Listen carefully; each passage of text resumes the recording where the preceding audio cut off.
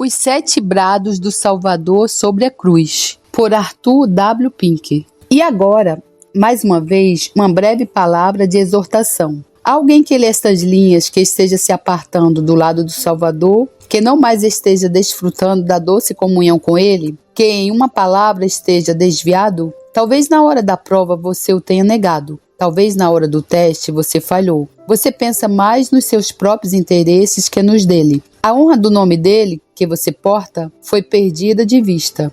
Que a flecha da convicção agora entre em sua consciência. Possa a divina graça enternecer o seu coração. Possa o poder de Deus trazê-lo de volta a Cristo, onde somente sua alma pode encontrar satisfação e paz. Aqui há encorajamento para você. Cristo não repreendeu João por retornar. Antes, sua maravilhosa graça concedeu-lhe um inefável privilégio. Cesse então de suas perambulações e volte imediatamente a Cristo, e Ele o saudará com uma palavra de boas-vindas e de alegria. E quem sabe se Ele não tem uma honrosa comissão aguardando por você. Aqui descobrimos uma ilustração da prudência de Cristo. Já vimos como o ato de Cristo em encomendar Maria às mãos de seu discípulo João foi uma expressão de seu terno amor e de sua presciência. Pois João, se encarregar da mãe viúva do Salvador, foi uma abençoada comissão e, contudo, um legado precioso. Quando Cristo lhe disse, eis aí a tua mãe, foi como se tivesse dito, seja ela para ti como tua própria mãe. Seja teu amor por mim agora manifestado em teu terno cuidado por ela. Porém, havia muito mais do que isso por trás desse ato de Cristo. Outrora já fora predito que o Senhor Jesus deveria agir sábia e discretamente. Por meio de Isaías, Deus dissera, eis que o meu servo operará com prudência. Isaías 52:13. Ao encomendar sua mãe aos cuidados de seu amado apóstolo, o Salvador mostrou sábia discriminação em sua escolha daquele que a partir de então seria o guardião dela. Talvez não houvesse ninguém que compreendesse o Senhor Jesus tão bem quanto sua mãe, e é quase certo que ninguém aprendera seu amor tão profundamente quanto João. Vemos, portanto, como seriam eles companhias apropriadas um para o outro, visto que havia um laço íntimo de simpatia comum que os unia juntamente e os ligava a Cristo. Desse modo, não havia ninguém tão adequado para cuidar de Maria, ninguém cuja companhia ele acharia tão afim, e por outro lado, não existia ninguém cuja companhia João pudesse desfrutar mais. Além disso, deve-se ter na mente que uma obra maravilhosa e honrosa estava esperando por João. Anos mais tarde, o Senhor Jesus foi revelar a si próprio ao apóstolo no glorioso Apocalipse. Como então ele melhor poderia se habilitar para tal, senão estando constantemente com ela, que viver em estreita intimidade e comunicação com o Salvador durante os 30 anos que ele tinha esperado para dar início ao seu trabalho. Podemos, portanto, ver como era de significativa propriedade que esses dois, Maria e João, fossem trazidos para junto do outro. Admire então a prudência da eleição por Cristo de um lar para Maria, e ao mesmo tempo provendo uma companhia para o discípulo a quem ele amava, que poderia ter uma bendita companhia espiritual. Antes de passarmos para o nosso próximo ponto, podemos fazer uma observação de que esse recolhimento de Maria à casa de João traz luz a um incidente registrado no próximo capítulo do Evangelho escrito por ele. Em João 20, se nos informa da visita de Pedro e João ao sepulcro vazio. João ultrapassou seu companheiro e chegou primeiro ao túmulo, mas não entrou. Pedro, como era de sua característica, adentra o sepulcro e nota a ordenada disposição das roupas.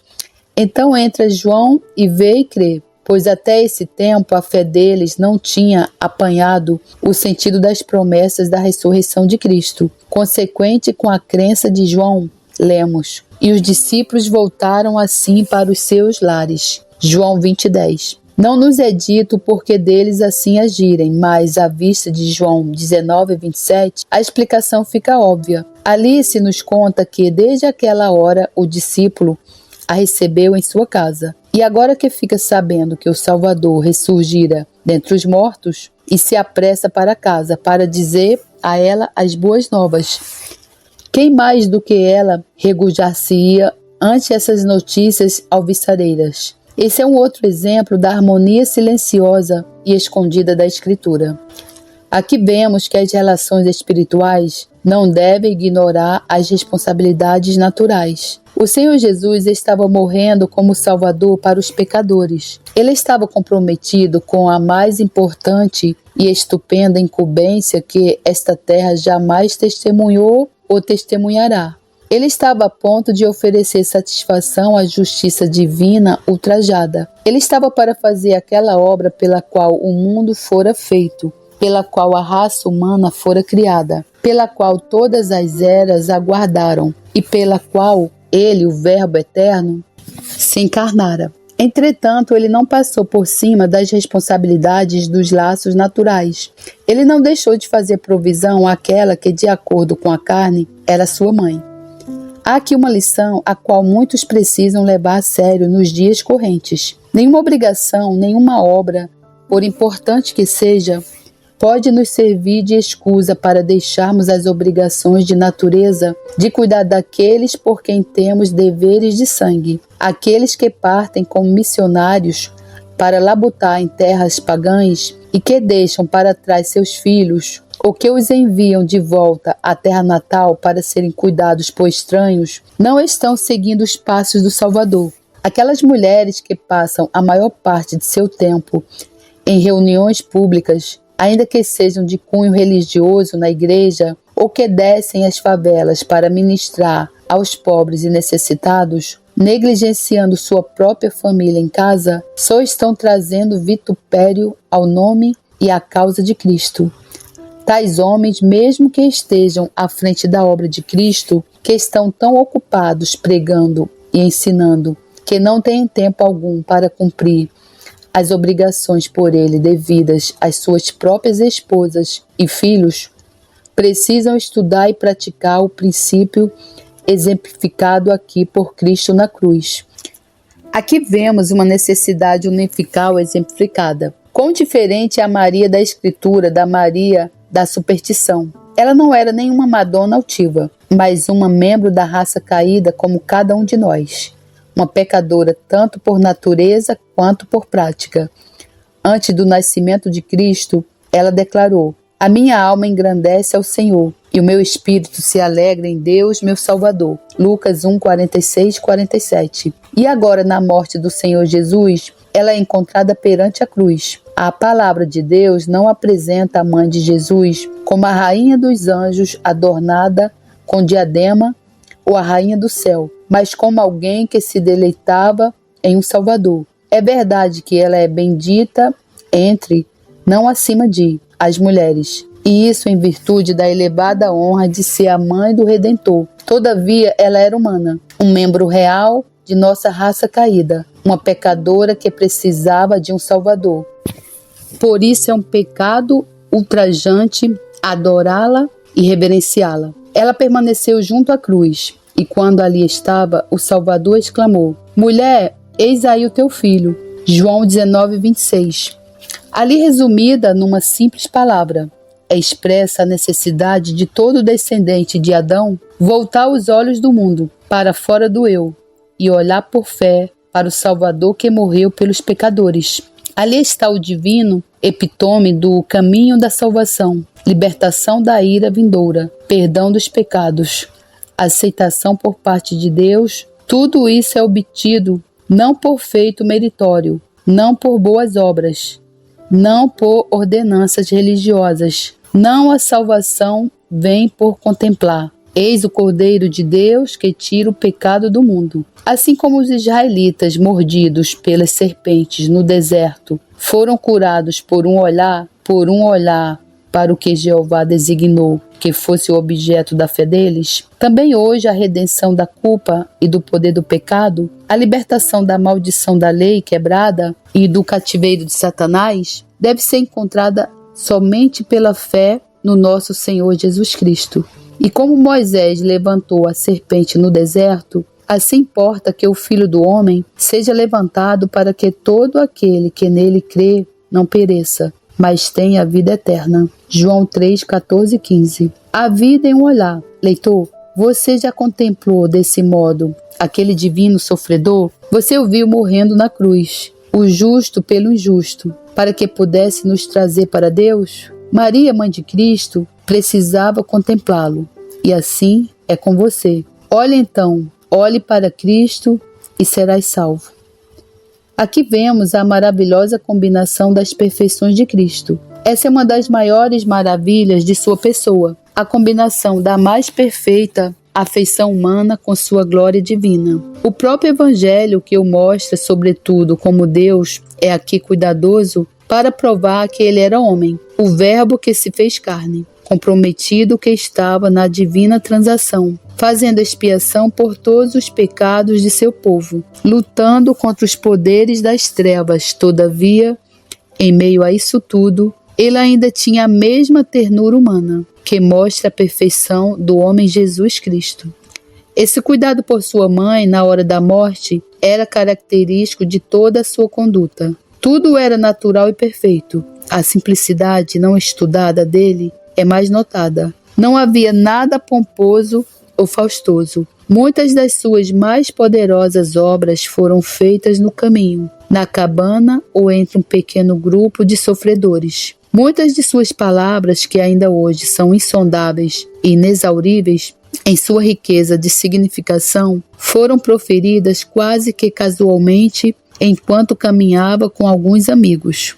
Assim o foi na cruz. Ele estava executando aquela mais poderosa obra de toda a história. Ele estava comprometido em realizar aquela que faz com que, em comparação, a criação do mundo se esmaeça em total insignificância.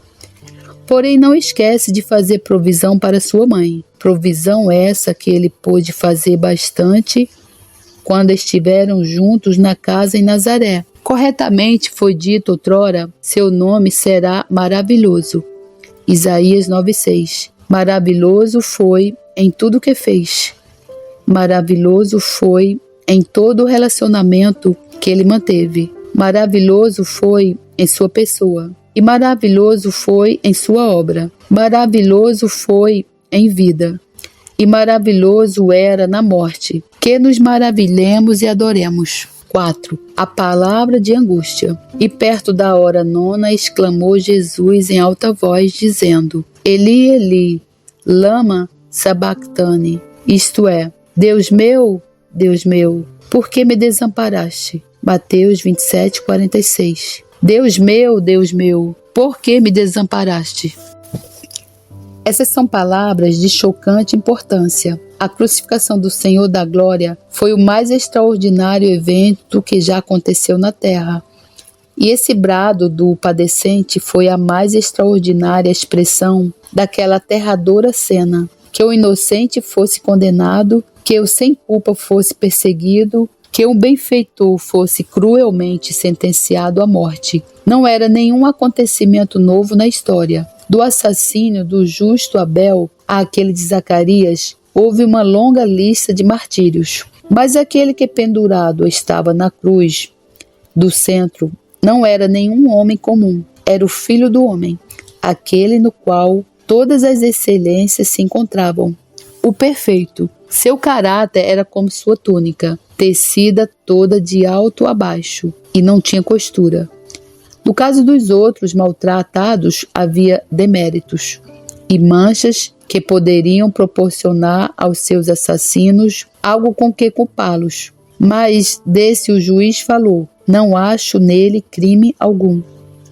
E mais, esse sofredor não era apenas um homem perfeito, mas o Filho de Deus. Todavia, não era estranho que o homem quisesse destruir Deus. Disse o nécio no seu coração: não há Deus. Salmos 14:1. Tal é o seu desejo. Mas é estranho que aquele que era Deus manifestado na carne devesse permitir a si mesmo ser assim tratado por seus inimigos. É extremamente estranho que o Pai, que se deleitava nele, cuja própria voz declarara dos céus abertos: este é o meu filho amado, em quem me comprazo, devesse entregá-lo a uma morte tão vexaminosa. Deus meu, por que me desamparaste? Essas são palavras de estarrecedora miséria. A própria palavra desamparaste é uma das mais trágicas em todas as línguas humanas. O escritor jamais se esquecerá da sensação que teve ao passar uma vez por uma cidade deserta, sem habitante algum, uma cidade desamparada. Que calamidades são conjuradas por tal palavra? Um homem desamparado de seus amigos, uma esposa desamparada de seu marido, uma criança desamparada por seus pais, mais uma criatura desamparada por seu Criador, um homem desamparado de Deus. Oh, isso é mais horrendo de tudo. Esse é o mal dos males. Isso é a calamidade climatérica. Verdade, os homens caídos em sua condição não renovada não o acham. Mas aquele que, pelo menos em certa medida, aprendeu que Deus é a essência de toda a perfeição, a fonte e a meta de toda excelência, cujo clamor é como o servo brama pelas correntes das águas. Assim suspira a minha alma por ti, ó Deus. Salmos 42:1. Prontamente endossará o que acaba de ser dito. O clamor dos santos em todas as eras tem sido: não nos desampare, ó Deus, pois o Senhor esconder sua face de nós, por um momento que seja, é insuportável. Se isso é verdade quanto aos pecadores regenerados, quão infinitamente mais o é quanto ao Filho amado do Pai.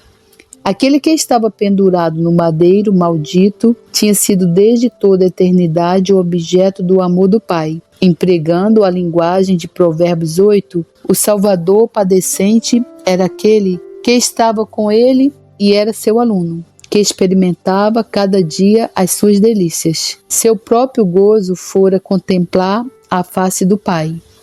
A presença do Pai fora seu lar, o seio do Pai, o lugar de sua habitação. A glória do Pai ele compartilhara antes que houvesse o mundo. Durante os 33 anos que o Filho estivera na terra, ele desfrutara de comunhão ininterrupta com o Pai. Nunca um pensamento que estivesse fora da harmonia com a mente do Pai, nunca uma volição que não fosse originária da vontade do Pai. Nunca um momento que fosse passado fora de sua presença consciente, o que então deve ter significado estar por ora desamparado por Deus. O ocultamento da face divina dele foi o mais amargo ingrediente daquele copo que o Pai tinha dado ao Redentor para beber. Deus meu, por que me desamparaste? Essas são palavras de inigualável sentimento. Elas marcam o clímax de seus sofrimentos.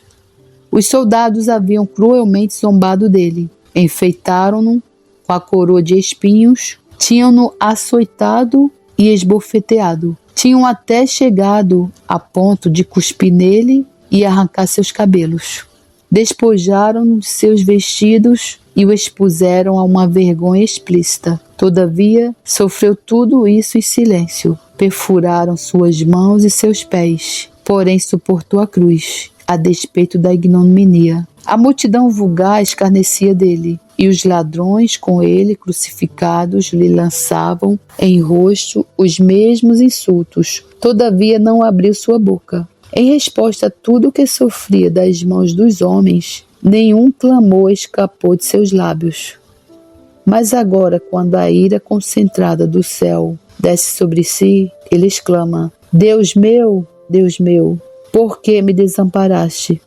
Seguramente, esse era um clamor que deveria enternecer o mais duro dos corações. Deus meu, por que me desamparastes? Meu Deus, quanto sofrimento, meu Deus. Essas são palavras do mais profundo mistério. Outrora o Senhor Jeová não abandonava seu povo.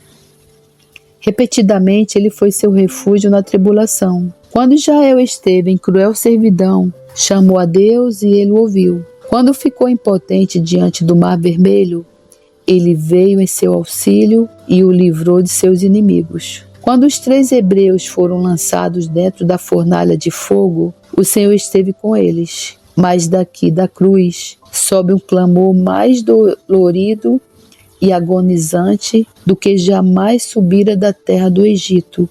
Entretanto, não houve resposta alguma.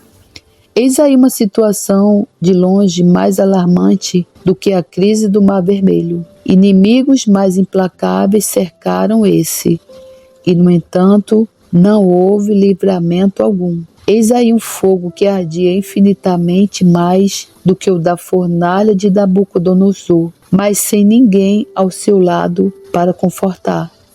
Ele é abandonado por Deus, abandonado, totalmente abandonado.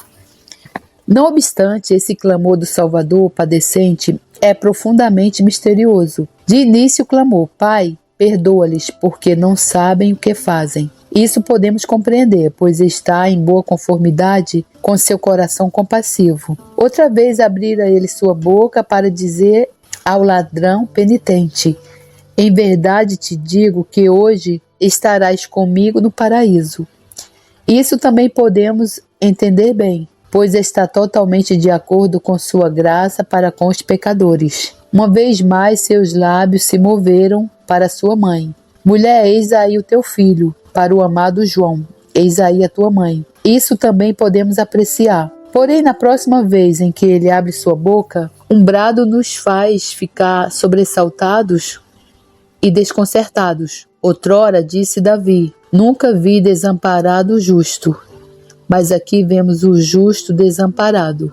Deus meu, por que me desamparaste? Essas são palavras da mais profunda solenidade. Esse foi um clamor que fez a própria terra estremecer e que reverberou por todo o universo.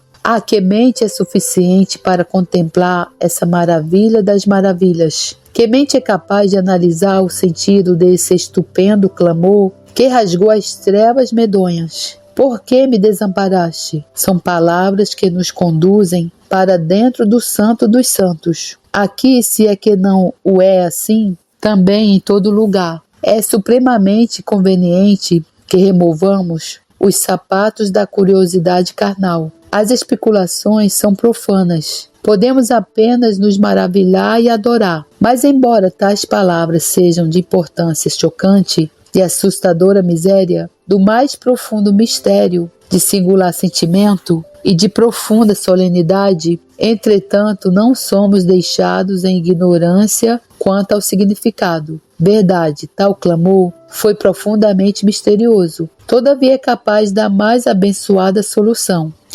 As Escrituras Sagradas não deixam margem para dúvidas de que tais palavras de inigualável tristeza foram tanto a mais completa manifestação do amor divino e da mostra mais inspiradora de terror da inflexível justiça divina. Possa todo pensamento ser agora trazido cativo a Cristo e nossos corações ficarem devidamente graves enquanto analisamos mais de perto esse quarto pronunciamento do Salvador agonizante. Deus meu, por que me desamparaste? Aqui vemos a enormidade do pecado e o caráter de seu salário. O Senhor Jesus foi crucificado ao meio-dia, e na luz do Calvário tudo foi revelado em seu verdadeiro caráter. Ali a própria natureza das coisas foi plena e finalmente exibida. A depravação do coração humano, seu ódio por Deus, sua ingratidão abjeta, seu amor às trevas no lugar da luz, sua preferência por um assassino no lugar do príncipe da vida, foi horrivelmente mostrada. O terrível caráter do diabo, sua hostilidade contra Deus,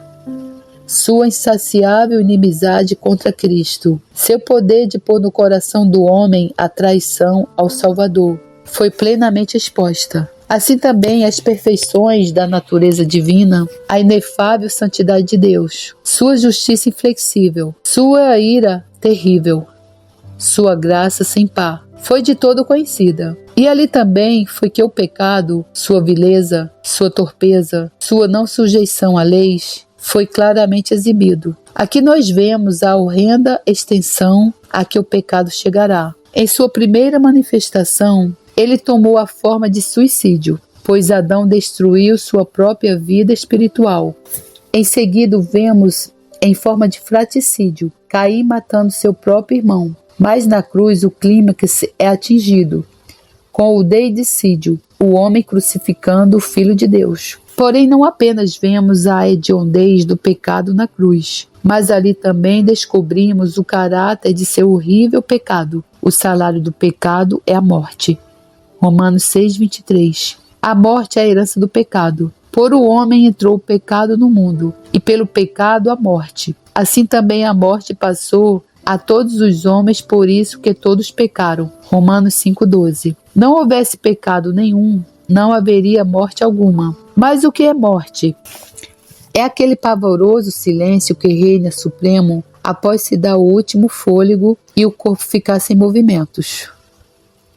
É aquela cadavérica palidez que vem sobre a face quando o sangue cessa de circular e os olhos ficam sem expressão? Sim, é isso, mas muito mais. Algo de longe mais patético e trágico do que a dissolução física está contido no termo. O salário do pecado é a morte espiritual. O pecado separa de Deus, que é a fonte de toda a vida. Isso foi manifestado no Éden, antes da queda. Adão desfrutava de bendita companhia com seu Criador, mas na própria véspera daquele dia que marcou a entrada do pecado em nosso mundo, enquanto o Senhor Deus entrava no jardim e sua voz era ouvida por nossos primeiros pais, o culpado escondeu-se entre as árvores do lugar. Não mais poderiam eles gozar de comunhão com ele, que é sempre luz. Antes, ficaram alienados dele. Assim também se deu com Caim. Quando interrogado pelo Senhor, ele disse: da tua face me esconderei. Gênesis 4:14. O pecado exclui da presença de Deus. Essa foi a grande lição ensinada a Israel. O trono de Jeová estava no meio deles, todavia não era mais acessível. Ele habitava entre os querubins no Santo dos Santos, e a esse ninguém poderia chegar, com exceção do sumo sacerdote, e ele apenas um dia por ano, levando sangue consigo. O véu pendurado, tanto no tabernáculo quanto no templo, vedando o acesso ao trono divino, testemunhava o solene fato de que o pecado separa dele. O salário do pecado é a morte, não somente física, mas espiritual, não meramente natural, mas essencialmente morte penal. O que é morte física? É a separação da alma e do espírito do corpo. Assim, a morte penal é a separação da alma e do espírito de Deus. A palavra da verdade fala daquela que vive em prazer, como embora viva, está morta. 1 Timóteo 5,6. Repara ainda como a maravilhosa parábola do filho pródigo ilustra a força do termo morte. Após o retorno do pródigo, o pai disse: esse meu filho estava morto e reviveu. Tinha se perdido e foi achado. Lucas 15:24. Enquanto ele estava na terra longínqua, não havia cessado de existir. Não, ele não estava morto fisicamente, mas espiritualmente. Estava alienado e separado de seu pai. Agora na cruz, o Senhor Jesus estava recebendo o salário que era devido por seu povo. Ele não tinha pecado algum que fosse seu, pois era o Santo de Deus, mas estava levando nossos pecados em seu próprio corpo no madeiro. 1 Pedro 2:24. Ele tinha tomado o nosso lugar e estava padecendo o justo pelo injusto. Ele estava carregando o castigo que nos traz a paz, e o salário de nossos pecados, o sofrimento e castigo que era devido a nós, era morte. Não meramente física, mas penal, e como dissemos, isso significava a separação de Deus. E daí o Salvador ter clamado: Deus meu, por que me desamparaste? Assim também será com aquele que foi impenitente até o fim.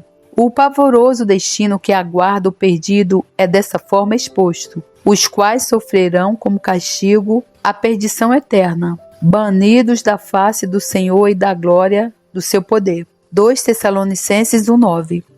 Separação eterna daquele que é a fonte de todo o bem e a origem de toda a bênção. Ao ímpio, Cristo dirá: apartai-vos de mim, malditos. Banimento de sua presença, um eterno exílio de Deus. É o que espera o condenado eternamente. Essa é a razão porque o lago de fogo, a eterna morada daqueles cujos nomes não estão escritos no livro da vida, é designado a segunda morte. Apocalipse 20:14. Não que haverá a extinção do ser, mas separação eterna do Senhor da vida. uma separação a qual Cristo sofreu por 3 horas enquanto estava pendurado no lugar do pecador, na cruz. Então Cristo recebeu o salário do pecado. Deus meu, por que me desamparaste? Aqui vemos a absoluta santidade e a inflexível justiça de Deus. A tragédia do Calvário deve ser vista de pelo menos 4 pontos de vista. Na cruz o homem fez uma obra, ele mostrou sua depravação ao pegar o perfeito e com mãos iníquas pregou no madeiro. Na cruz Satanás fez uma obra, ele manifestou sua insaciável inimizade contra a semente da mulher, ferindo o calcanhar dele. Na cruz o Senhor Jesus fez uma obra, morreu o justo pelos injustos, para que pudesse nos trazer a Deus. Na cruz Deus fez uma obra, ele exibiu sua santidade e satisfez sua justiça, derramando sua ira sobre aquele que foi feito pecado por nós. Que pena humana é capaz ou apropriada para escrever acerca da imaculada santidade divina? Tão santo é Deus que o mortal não pode vê-lo em seu ser essencial e viver. Tão santo é Deus que os próprios céus não são puros aos seus olhos. Tão santo é Deus que até os serafins cobriam suas faces com véus diante dele. Tão santo é Deus que quando Abraão ficou de pé perante ele, clamou: sou pó e cinza. Gênesis 18, 27. Tão santo é Deus que quando Jó entrou em sua presença, disse: por isso me abomino. Jó 42, 6. Tão santo é Deus que quando Isaías teve uma visão de sua glória, exclamou: ai de mim que vou perecendo, porque os meus olhos viram o Rei, o Senhor dos Exércitos. Isaías 6,5. Tão santo é Deus que quando Daniel contemplou numa manifestação teofânica, declarou: não ficou força em mim, desfigurou-se a feição do meu rosto. Deuterônimo 10,8. Tão santo é Deus que nos é dito: tu és tão puro de olhos que não podes ver o mal e que não podes contemplar a perversidade. Abacuque 1,13. E foi porque o Salvador estava levando nossos pecados que o trinamente santo Deus não contemplou. Virou sua face dele, abandonou-o.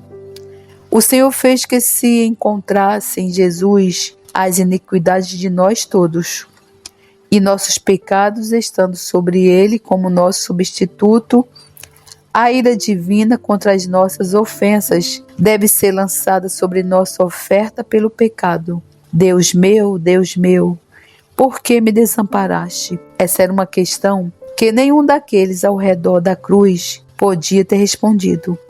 Era uma questão que, ao mesmo tempo, nenhum dos apóstolos podia ter respondido. Sim, era uma questão que havia confundido os anjos no céu, deixando-os sem resposta. Mas o Senhor Jesus havia respondido sua própria questão, e sua resposta é achada no Salmo 22. Esse salmo fornecia a mais maravilhosa predição profética de seus sofrimentos.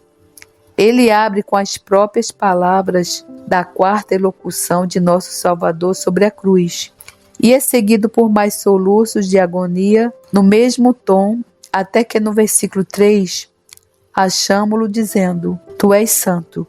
Ele se queixa não da injustiça, antes reconhece a retidão de Deus. Tu és santo e justo em cobrar de minhas mãos toda a dívida para a qual me fiz fiador. Tenho de responder pela totalidade dos pecados de todo o meu povo, e por conseguinte, ó Deus, és parte legítima em me golpear com tua espada desperta. Tu és santo, tu és puro quando julgas. Na cruz, então, como em nenhum outro lugar, vemos a infinita malignidade do pecado e da justiça divina na punição desse. Não foi o mundo antigo coberto pelas águas? Não foram Sodoma e Gomorra destruídas por uma tempestade de fogo e enxofre? Não foram as pragas enviadas sobre o Egito e Faraó e seus exércitos afogados no Mar Vermelho? Nesses casos, o demérito do pecado e o ódio de Deus por ele puderam ser vistos, mas muito mais do que aqui, em que Cristo é desamparado por ele. Vá ao Gólgota e veja o homem que é companheiro de Jeová bebendo do copo da indignação do Pai, castigado pela espada da justiça divina, ferido pelo próprio Senhor, sofrendo até a morte, pois Deus não poupou seu próprio Filho, quando pendurou no lugar do pecador. Eis como a própria natureza antecipara a terrível tragédia. O próprio contorno do chão se assemelha a um crânio. Eis a terra tremendo sob a poderosa carga da ira despejada. Eis os céus e o sol fugirem de uma tal cena, e a terra ser coberta de trevas. Aqui podemos ver a pavorosa cólera de um Deus que vinga o pecado. Nem todos os relâmpagos do julgamento divino que foram liberados nos tempos do Antigo Testamento, nem todas as taças da ira que serão despejadas sobre uma cristandade apóstata durante os tempos sem paralelos da grande tribulação, nem todo o choro e lamento e ranger de dentes dos condenados para sempre no lago de fogo jamais deram ou mesmo darão uma tal demonstração da inflexível justiça de Deus e de sua inefável santidade, de seu infinito ódio ao pecado, como fez a ira divina que ardeu contra o seu próprio Filho na cruz, porque estava sofrendo o horripilante julgamento do pecado. Foi desamparado por Deus, aquele que era o santo, cuja própria repusa ao pecado era infinita, que era a pureza encarnada. 1 João 3,3. Deus o fez pecado por nós. 2 Coríntios 5,21.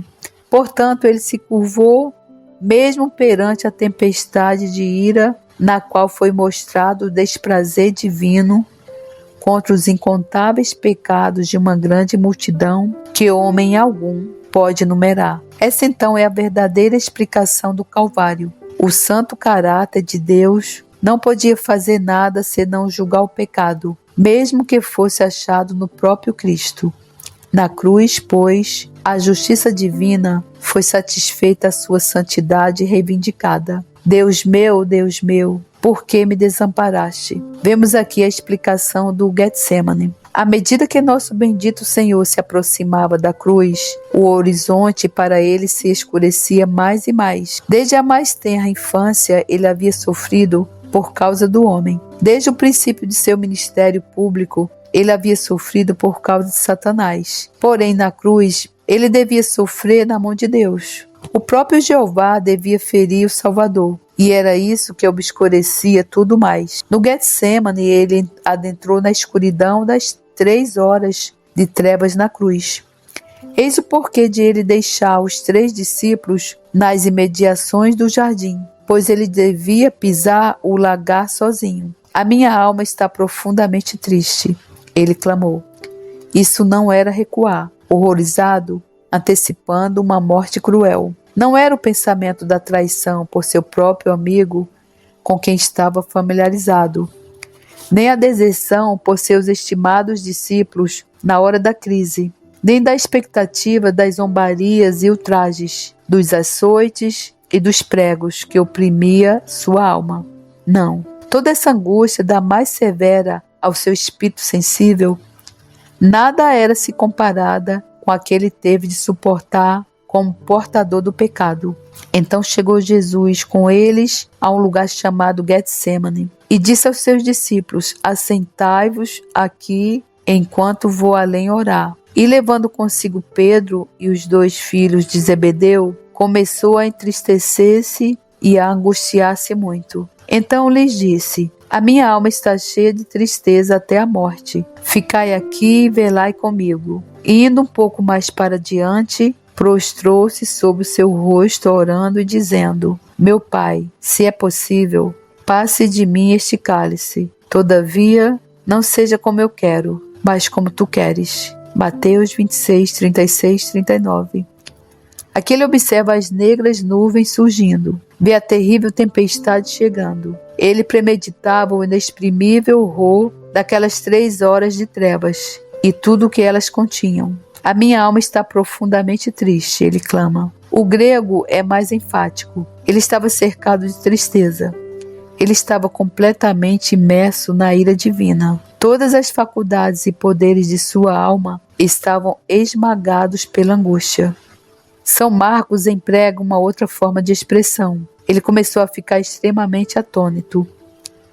Marcos 14:33. O original traz o significado de a maior extremidade do pavor, como a que faz com que alguém ficar de cabelo em pé e o corpo arrepiado. E acrescenta Marcos, e a ficar muito triste, o que denota que havia um total abatimento de espírito.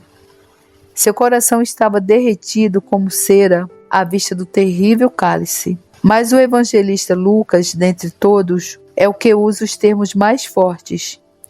E posto em agonia, orava mais intensamente, e o seu suor tornou-se em grandes gotas de sangue, que corriam até o chão. Lucas 22:44. A palavra grega para agonia aqui quer dizer estar envolvido em um combate, antes dele combater as oposições dos homens e as do diabo. Mas agora ele encara o cálice que Deus lhe dá a beber. Era o que continha a ira não diluída do ódio divino para com o pecado. Isso explica o porquê dele dizer: se queres, passa de mim este cálice. O cálice é o símbolo da comunhão, e não poderia haver comunhão alguma em sua ira, mas somente em seu amor. Entretanto, ainda que isso significasse ser cortado daquela, ele adiciona: todavia não se faça a minha vontade, mas a sua. Todavia, tão grande foi sua agonia, que seu suor tornou-se em grandes gotas de sangue, que corriam-lhe até o chão. Pensamos que não pode haver a menor dúvida de que o Salvador verteu gotas de sangue de verdade. Seria diminuir aí o significado dizer que seu suor parecia sangue, mas não o era realmente. Parece-nos que a vontade, mas a tua, todavia tão grande foi sua agonia, que seu suor tornou-se em grandes gotas de sangue, que corriam-lhe até o chão. Pensamos que não pode haver a menor dúvida de que o Salvador verteu gotas de sangue de verdade. Seria diminuir aí o significado dizer que seu suor parecia sangue, mas não o era realmente. Parece-nos que a ênfase está posta na palavra sangue. Ele verteu sangue, exatamente como grandes gotas de água comumente. E vemos aqui a adequação do lugar escolhido para ser a cena desse terrível, mas preliminar sofrimento. Getsemane. Teu nome te denuncia. Tem o sentido de prensa de azeite. Era o lugar onde o sangue vital das olivas era extraído por pressão gota a gota. O lugar escolhido foi bem nomeado, pois era de fato um apropriado escabelo para a cruz. Um escabelo de agonia inexprimível e sem paralelos. Na cruz, então, Cristo tomou todo o cálice que lhe foi apresentado no Getsemane. Deus meu, por que me desamparaste?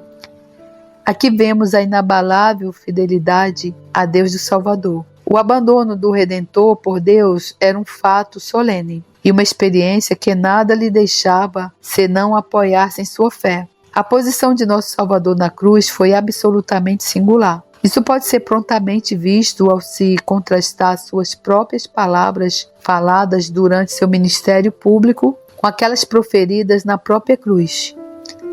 Antes dizia ele: eu bem sei que sempre me ouves. João 11:42. Agora ele clama: Deus meu, eu clamo de dia e tu não me ouves.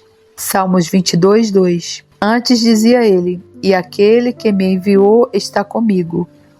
O Pai não me tem deixado só. João 8:29. Agora ele clama: Deus meu, por que me desamparastes? Ele não tinha absolutamente nada agora em que descansar, senão o pacto e a promessa de seu Pai. E em seu clamor de angústia, sua fé se torna manifesta. Foi um brado de aflição, mas não de desconfiança. Deus havia se retirado dele, mas note como sua alma ainda se apega a ele. Sua fé triunfou segurando-se em Deus, mesmo em meio às trevas. Deus meu, diz Deus meu, tu com quem está a infinita e perpétua força.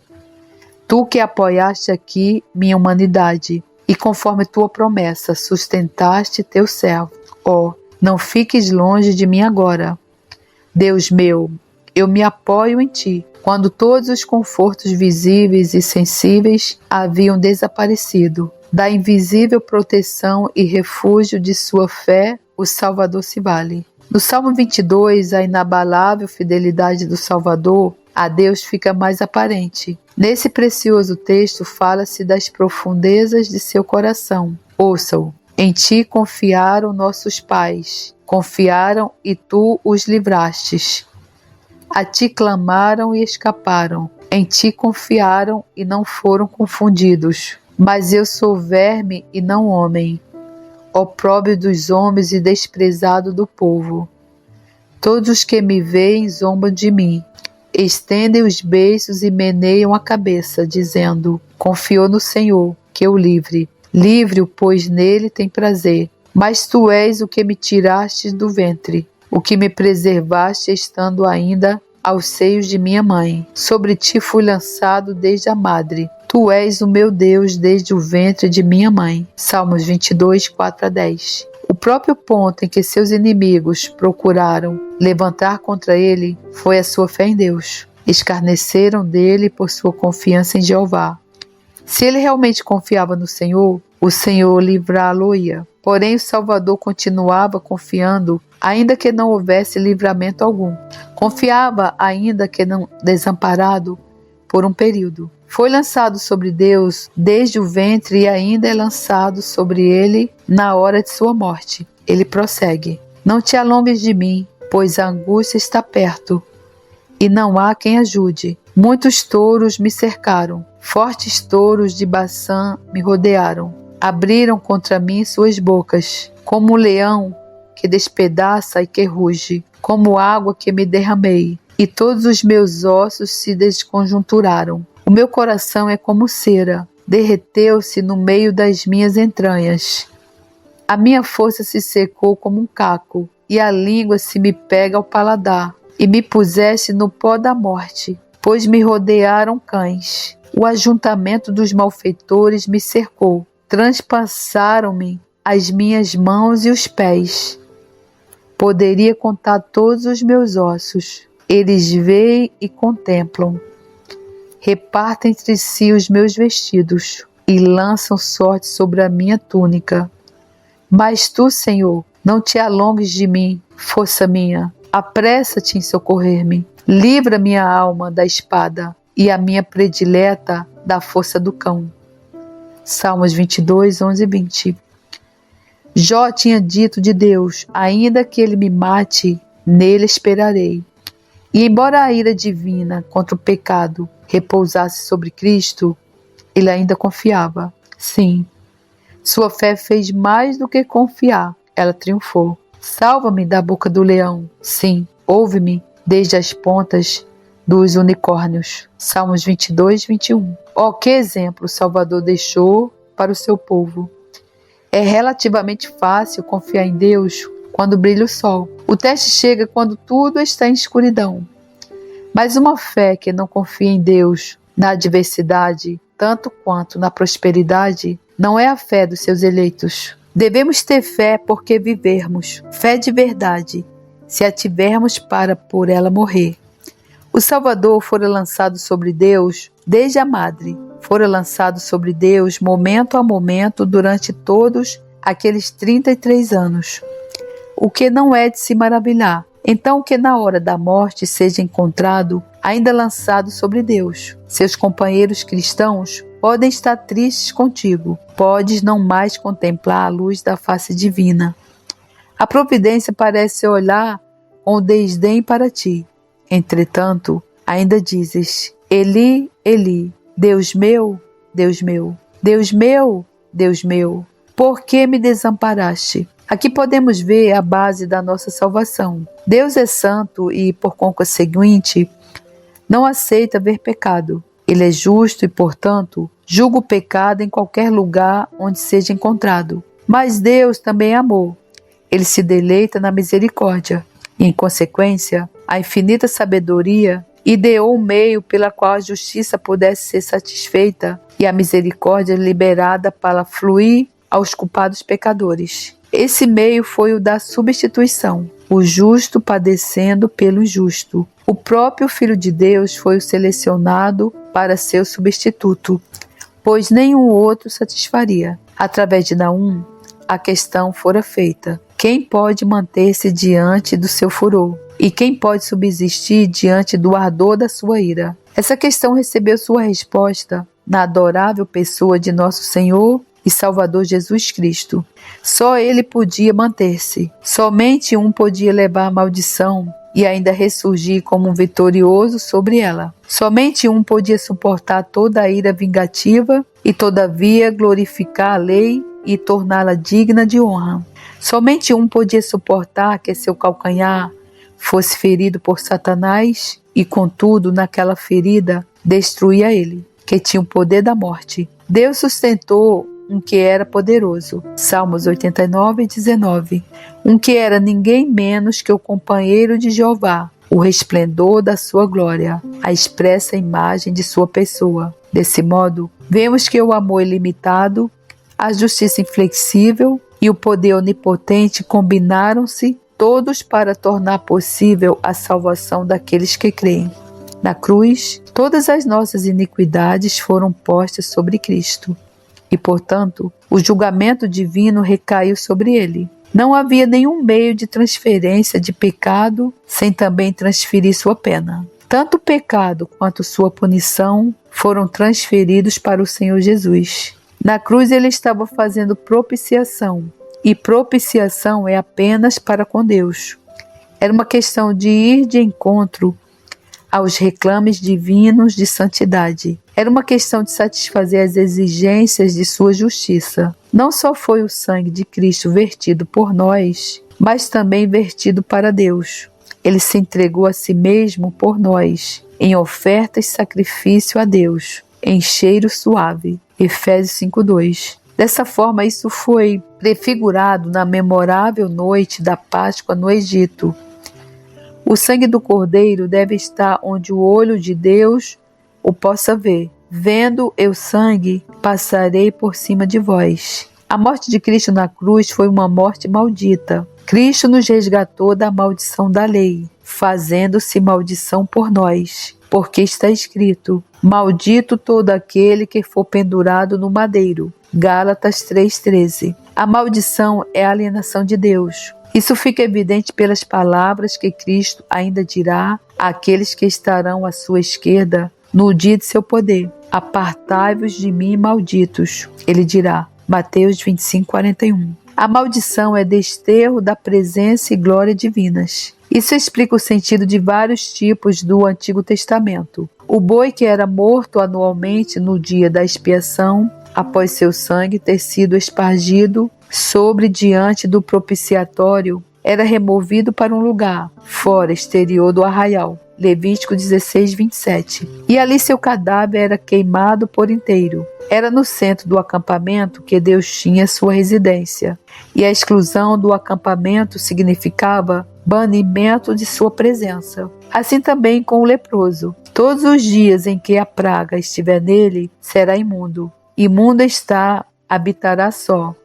A sua habitação será fora do arraial. Levítico 13:46. Isso porque aquele era o tipo encarnado do pecador. Aqui ainda está o antítipo da serpente de bronze. Porque Deus instruiu Moisés a colocar uma serpente sobre uma haste e ordenou aos israelitas mordidos para olhar para ela. Imagine uma serpente como tipo de Cristo, o Santo de Deus, sim, mas ela representava-o como feito maldição por nós, pois a serpente era a lembrança da maldição. Na cruz, então, Cristo estava cumprindo esses símbolos do Antigo Testamento. Ele estava fora do arraial. Compare Hebreus 13:12. Separado da presença de Deus. Ele era um leproso, feito pecado por nós. Ele era como a serpente de bronze, feito maldição por nós. Daí também o profundo significado da coroa de espinhos, o símbolo da maldição. Levantado, coroado de espinhos, para mostrar que estava levando a maldição em nosso lugar. Aqui também está a significação das 3 horas de trevas que cobriram a terra como uma mortalha de morte. Era uma escuridão sobrenatural, não era noite. pois o sol estava em seu zênite. Como bem o disse o Sr. Spurgeon, fez-se meia-noite ao meio-dia. Não foi eclipse algum. Os astrônomos competentes nos dizem que ao tempo da crucificação a lua estava à sua maior distância do sol.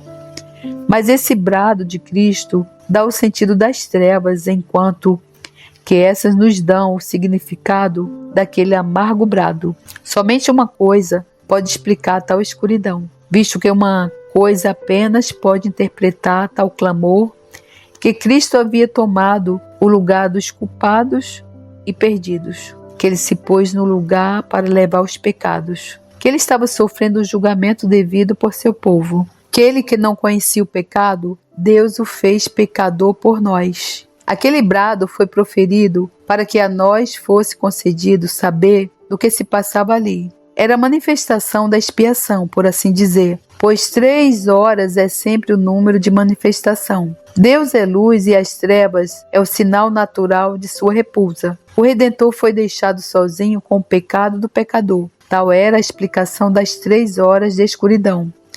Assim como repousará sobre o condenado eternamente uma dupla miséria no lago de fogo, a saber, a dor do sentido e a dor da perda. Do mesmo modo, Cristo, em correspondência, sofreu a ira de Deus derramada sobre si e também o afastamento de sua presença e comunhão. Para o crente, a cruz é interpretada em Gálatas 2:20.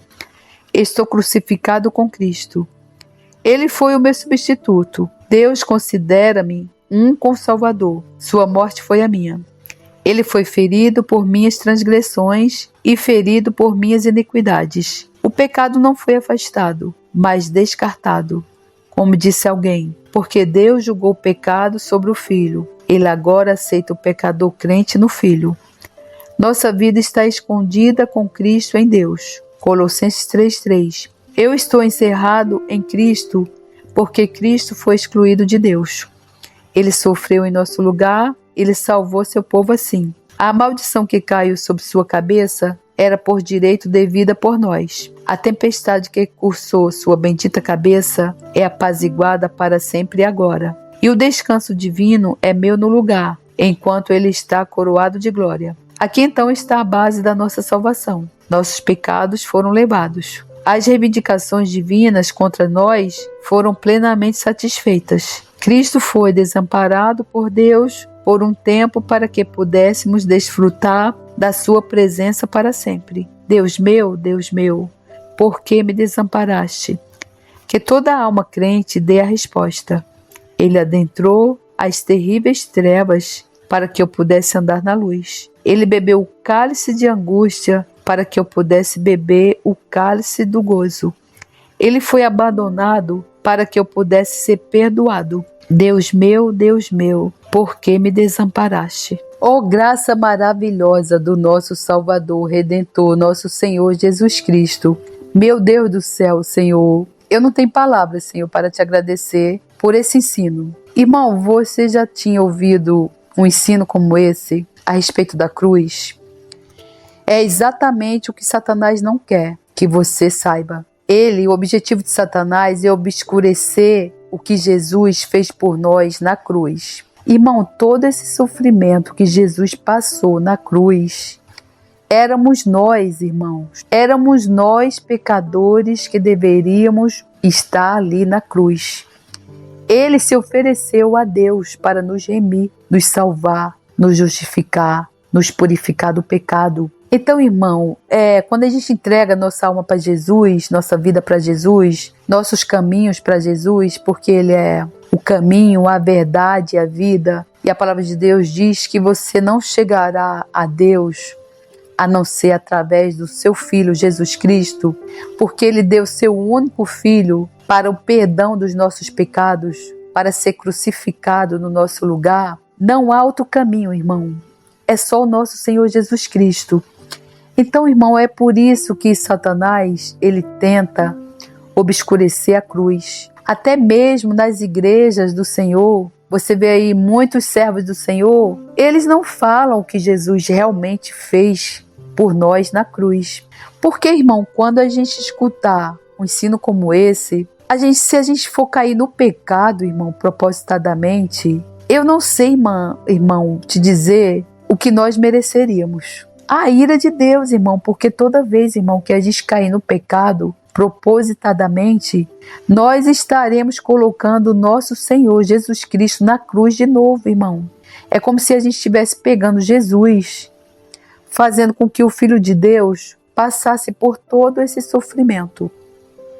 É por isso que a palavra de Deus diz que o caminho é estreito, irmão, para a gente ser salvo, o caminho da salvação. É um caminho estreito, irmão. Não pense, irmão, que você vai ficar na igreja lá, um final de semana, um domingo, durante a semana cometendo os mesmos pecados, mal ler a Bíblia. Não pense que você vai ser aquele crente, pé na igreja, pé no mundo, irmão. E você vai ser salvo, irmão, porque você está sendo enganado. Você quer ver? Esses dias faleceu uma pessoa aqui, o pai de um moço que capina uma área lá que nada eu tenho. Eu não tenho nada, nós não temos nada. Eu sou apenas mordoma. Eu tenho uma casinha na beira do rio, o terreno é pequenininho e ele capina para mim. Eu tomo conta desse terreno, né? Porque eu sou a mordoma. E o pai dele faleceu. O pai dele o tempo inteiro serviu na macumbaria. E ele apareceu com câncer de próstata de uma hora para outra. Ele começou a sentir tantas dores que ele começou a gritar: eu quero morrer, eu quero morrer. Começou a desejar a morte. Eu consegui um hospital para ele ser internado e fazer o tratamento contra o câncer. Mas algo me dizia assim, ele não vai nem esperar, porque era só no mês de janeiro. E a gente ainda está em dezembro. E então eu falei para ele assim, ele está na igreja, ele está com o pé na igreja ou no mundo. Ele fuma, ele ainda não largou o vício. E ele anda com os ímpios. E eu já chamei ele várias vezes para conversar. Porque a Bíblia diz que quando a gente vê um irmão no pecado e no erro, a gente chama ele e a gente conversa com ele. E a gente fala: irmão, olha, tu tá no erro, tu tá no pecado. Olha o que a Bíblia diz. A gente não vai julgar, irmão, ninguém. Porque outro dia a gente estava naquela vida. A gente vai, Paulo diz pra gente admoestar com brandura, com amor. Então eu tinha falado para ele, você precisa fazer um jejum para você largar esse vício, enfim. Eu falei para ele, vai lá falar de Jesus pro teu pai, porque eu sabia que o pai dele tinha sido da macumbaria. E ele falou assim, muita gente já foi e tal, e ele conhece a palavra, e eu não vou ver se eu vou. Depois eu perguntei para ele, ele falou que não. E aí quando eu cheguei aqui, eu soube que realmente ele tinha falecido. E eu fui atrás dele e ele falou assim, foi acho que uma pastora lá, pastora não existe, né, na Bíblia, falar de Jesus para ele e ele aceitou Jesus na hora. E aí eu falei, dei glória a Deus, eu falei, graças a Deus, a alma foi salva, né? Ele não foi, mas alguém foi. E aí quando depois eu estava descendo, eu encontrei a neta. Aí eu conversando com ela, ela começou a falar assim, eu falei para ela, mas pelo menos, graças a Deus, o seu tio falou que foi uma pastora lá e ele entregou a vida para Jesus, né? Aí ela foi e falou assim, ele sempre falou isso, que no final, meu avô, na verdade, falava muito mais de Deus do que muitos crentes, né? Ele era da macumbaria, mas isso aí já vem de herança, de minha avó, muita gente já fez isso, era de herança. E ele era um homem que sempre falava muito em Deus, tinha mais fé do que muitos crentes. E fazia boas obras, e isso e aquilo outro, e eu escutando. E eu falei para ela, mas não é isso que diz a Bíblia. A Bíblia diz que você só vai chegar a Deus através do seu Filho Jesus Cristo. E a palavra de Deus diz, crer no Senhor Jesus e será salvo tu e a tua casa. Você precisa crer e confessar com a sua boca. E então ela foi e falou, mas ele sempre dizia que no finalzinho, quando ele estivesse para morrer, ele ia aceitar Jesus e ele ia ser salvo. E assim foi, ele foi salvo. Aí eu não consegui segurar minha língua, eu falei assim, olha, não, porque o caminho, a palavra de Deus diz que o caminho é estreito. Eu não falei isso para ela, mas eu falei assim, ele foi salvo, quem sabe é Deus, porque ele serviu a vida inteira a Satanás. A vida inteira o homem serviu a Satanás na macumbaria. Ele fazia parte do terreiro, ele tocava o tambor na macumbaria. Eu não estou dizendo que ele não foi salvo. Quem sabe é Deus do coração dele, se ele verdadeiramente se arrependeu. Mas, irmão, o que eu queria te deixar claro é que Jesus mesmo disse que o caminho é estreito, irmão. O caminho que leva a Deus, leva à salvação, é muito estreito, irmão. E por quê? Porque tudo que Jesus passou na cruz, se esse caminho fosse largo, todo o sofrimento de Jesus teria sido em vão. Deus não teria dado seu Filho único para passar por todo o sofrimento que a gente vê aqui, que ele passou, para o caminho, para nós pecadores, a estrada ser larga. Assim seria muito cômodo, irmão. Todo mundo ia pecar à vontade, servir a Satanás como esse homem serviu a vida inteira, e chegar lá no leito da morte, chegar uma pessoa lá falando de Jesus, você aceita o Senhor Jesus como seu Salvador e se arrepende dos seus pecados? E você vai lá dizer, sim, eu aceito, e você ir para o céu. Você acha mesmo, irmão? Agora eu te deixo essa pergunta. Você acha mesmo, irmão, que você vai ser capacho de Satanás aqui? Vai servir Satanás a tua vida inteira? Vai fazer obras para Satanás a tua vida inteira? Vai pecar contra Deus a tua vida inteira? E você vai estar lá no leito da morte, gritando, esperneando como esse homem estava, sentindo dor, pedindo para morrer, urinando sangue. E uma pessoa vai chegar para você falar de Jesus, e você vai falar, eu aceito Jesus como meu Salvador, e me arrependo, e você vai ser salvo, irmão? Me diz mesmo, porque não é isso que diz a Bíblia. A Bíblia diz que tudo que passou Jesus na cruz, éramos nós que iríamos suportar. E Deus, ele não iria fazer tudo o que fez pelo seu único filho, abandoná-lo, deixado lá na cruz, nas trevas, todo o sofrimento. Deus virou as costas. Deus viu tudo isso lá de cima e não pôde fazer nada. Quer dizer, ele poderia fazer o que ele quisesse, mas ele não quis, para nos remir, nos redimir. Para agora, irmão, a gente pecar, igual tem muita gente, eu já ouvi muita gente falar isso. Eu vou pecar bastante, o quanto eu puder. Porque Deus é muito misericordioso, a Bíblia diz que ele sempre perdoa. Irmão, a Bíblia não diz que ele sempre perdoa, não. A Bíblia diz que as misericórdias dele se renovam todas as manhãs, que são a causa de não sermos consumidos. Deus é tudo isso, Deus é amor, Deus é paciente. Eu digo assim, eu 50 anos no pecado, eu e meus irmãos, eu digo assim, Deus não devastou eu e meus irmãos, porque todo tipo de pecado a gente praticava, roubo, furto, inveja, idolatria, avareza. Aqueles 10 mandamentos na minha casa não existia. Eu digo, Deus não fulminou minha família inteira. Eu digo, Deus é muito paciente mesmo. Aí você vê a bondade de Deus. Você vê como Deus é paciente mesmo. Aí você vê a benignidade de Deus, a paciência de Deus, o amor de Deus, a misericórdia de Deus. Mas, irmão, a ira de Deus veio sobre o seu Filho único. Tudo que Jesus passou mediante esse ensino aqui desse homem, irmão. Se você pensa, irmão, que você vai continuar no pecado, pecando a tua vida toda, e você vai lá no teu leito da tua morte, você vai fazer igual esse homem falou que ia fazer, ele já tinha premeditado isso. Porque no fundo, o seu DNA, que é um DNA de Deus, sabe que não existe outro caminho. Irmão, não existe outro caminho para a salvação.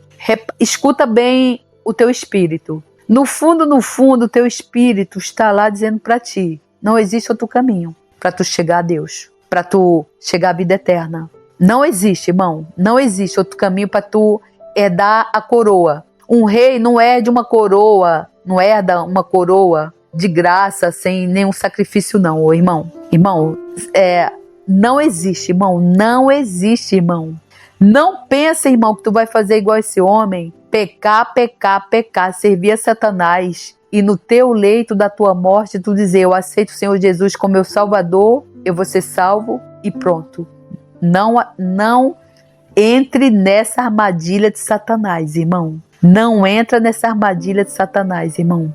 Você quer ver mais o que a Bíblia diz? A Bíblia também diz que vai chegar uma hora que você vai clamar a Deus. Ele não vai escutar. De madrugada você vai buscar. Deus não vai te responder. Irmão, é Deus quem manda o arrependimento através do seu espírito. O arrependimento vem de Deus. Veja bem a situação de Judas. Judas vendeu Jesus por 30 moedas. A Bíblia diz que Judas se afastou, foi para um lugar, chorou, ou seja, ficou com a consciência pesada, mas não se arrependeu. Ele não falou como Davi falou, eu pequei contra ti. Não, ele não se arrependeu, irmão. Porque até mesmo esse arrependimento vem de Deus. A fé vem de Deus. Crer vem de Deus. Porque é Deus quem abre o nosso coração, irmão. Isso você precisa entender. Então, irmão, um último conselho eu te dou. Se o teu coração está endurecido até hoje, tu nunca parou para se arrepender dos teus pecados, irmão, clama a Deus. Clama a Deus, jejuma, ora, fala, Deus, manda o arrependimento para mim porque eu quero me arrepender. Escuta a palavra de Deus, porque a fé vem por ouvir e ouvir a palavra de Deus. E pode ser que Deus tenha misericórdia da sua vida. Pode ser, porque a palavra de Deus diz, Ele tem misericórdia de quem Ele quer ter misericórdia. Então, irmão, atente-se, irmão, para esse ensino. Pensa bem, irmão, que Deus não ia deixar o filho dele passar por todo esse sofrimento em vão. A cruz do Senhor Jesus não foi em vão, irmão. Então, é como ele mesmo disse, se você quiser segui-lo, você pega a tua cruz e o siga. Mas ele diz que o jugo é suave, é leve e suave. Não quer dizer que vai ser fácil. É fácil comparado à cruz que ele carregou. A nossa é muito mais leve. Tudo que você passar na vida hoje, tudo, irmão, tudo. Até mesmo se você perder os olhos, as pernas, os braços, ficar sem nada, ainda é pouco comparado ao sofrimento de Jesus. Pensa nisso. É por isso que a cruz, a nossa cruz, como ele diz, o jugo é suave e leve, porque a cruz pesada ele já carregou. E que Deus tenha misericórdia, irmão, das nossas almas e nos livre realmente do pecado, da maldição do pecado e das investidas de Satanás. Para a honra e glória do seu nome. Amém. Sexta-feira. Trazendo a noite em seu manto, Jesus em súplicas, enquanto Pedro sucumbe ao encanto do sono. Judas, com seu beijo, selou o destino. Traição que esboça o pranto, no silêncio da noite a esperança parece se esconder. Do eco do domingo aos poucos começa a nascer. Pilatos em sua indecisão, o sinédrio em conspiração. Túnica escárnio desconhece a ressurreição. Discípulos fugitivos, corações partidos, Maria em lágrimas, Pedro nega, o galo canta anunciando a manhã que tarda. Sexta-feira clama a criação, nos domingos se anuncia, trazendo redenção. Nosso Salvador, sobre o peso da cruz, caminha entre a multidão que zomba, sua santidade diminui. Coroa de espinhos, o sangue que escorre, marca de amor infinito. Sexta-feira, mas a esperança do domingo não está distante. Levado na cruz entre criminosos, a dor se faz presente. O véu se rasga, a terra treme, o céu escurece, um silêncio envolvente. A pedra colocada Os guardas se postam, a vigília começa. Messa do domingo no coração ainda aquece. É sexta-feira, mas não é o fim. Domingo vem aí com vitória sem fim. A escuridão parece reinar, a morte sorri, certa de sua vitória. Sexta-feira, mas a história ainda não contou sua glória. Pecado julga ter vencido, a esperança parece falhar. A luz do domingo já começa a brilhar. Mundo agora vazio, pedra removida, Jesus suscitou trazendo a vida. Manhã de domingo brilha a esperança restaurada. A morte foi vencida, a redenção proclamada. Sexta-feira, mas a alegria vem com o amanhecer. Domingo já chegou, ensinando-nos a renascer. Nosso Salvador, sobre o peso da cruz, caminha entre a multidão que zomba sua santidade, diminui. Coroa de espinhos, o sangue que escorre, marcas de amor infinito. Sexta-feira, mas a esperança do domingo não está tão distante.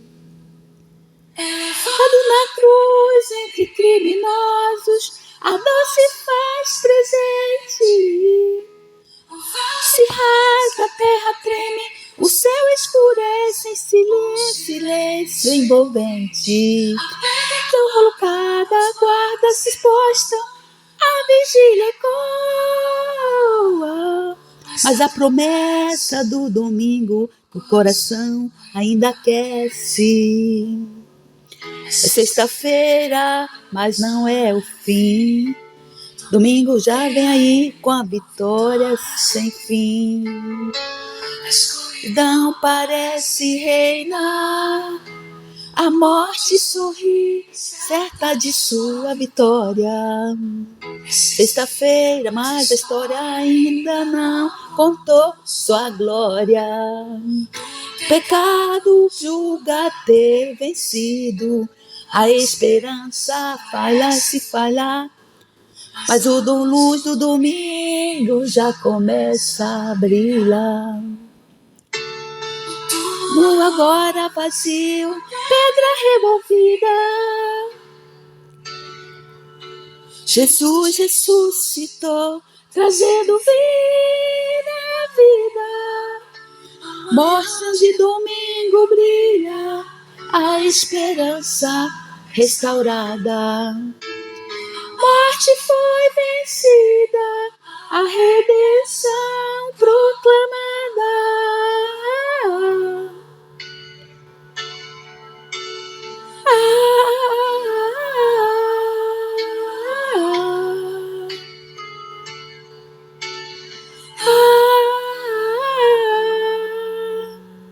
Sexta-feira, mas a alegria vem com o amanhecer.